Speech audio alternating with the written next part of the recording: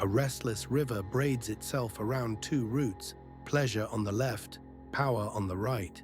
Krishna stands ankle-deep in the current, saffron cloth floating like quiet flame. Arjuna's eyes dart between mirrored ripples, each reflection promising crowns or soft embraces. The chariot axle creaks, reminding him of the war drum already beating beyond the horizon. Krishna lifts a finger. The river's roar hushes to a whispered teaching. For minds enslaved to pleasure and power, no steady bridge can ever span the mind's waters. Arjuna exhales. His breath clouds like a lost prayer in dawn light. He remembers palace feasts, honeyed music curling around his name like golden vines.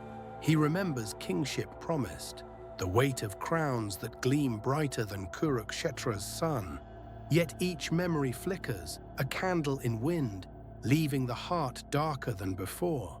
Krishna's voice steadies.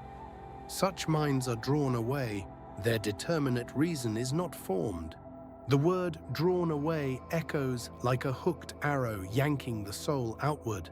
Arjuna feels the hook in his own chest, tugging toward scented illusions. He closes his eyes. The battlefield drums fade, replaced by the thrum of craving. Krishna continues. They cannot reach Samadhi, the superconscious state, the arrow point focus needed for war. Samadhi, total focus, hangs above them like a silent star, untouchable through storming thoughts. Krishna explains, pleasure scatters attention the way wind scatters petals from a lotus. Power does worse. It cages the mind in iron plans that creak with every doubt. Arjuna's knuckles whiten on Gandharva's bow. He sees victory tied to pleasures promised. Krishna smiles, moonlight pooling in his eyes. Drop the bait, and the river stills. The teaching lands like a pebble. Concentric ripples spread through Arjuna's mind lake. Each ripple carries a question. Who am I if not a pleasure seeker or king?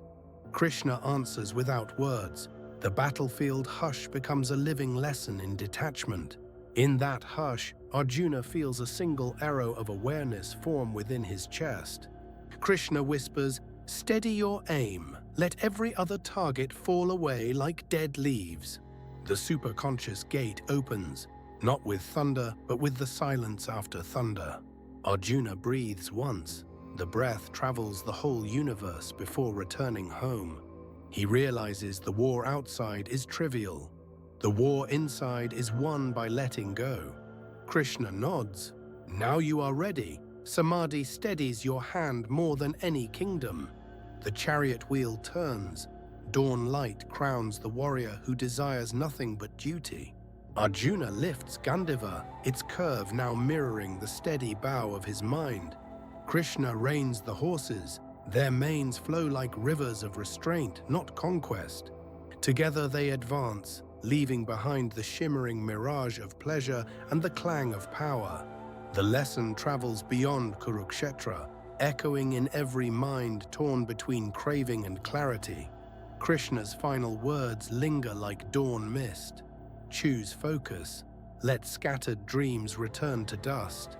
Arjuna exhales. His breath writes a silent promise across the canvas of the sky. In that promise lies an invitation for you, for me, to drop the bait and steady the aim.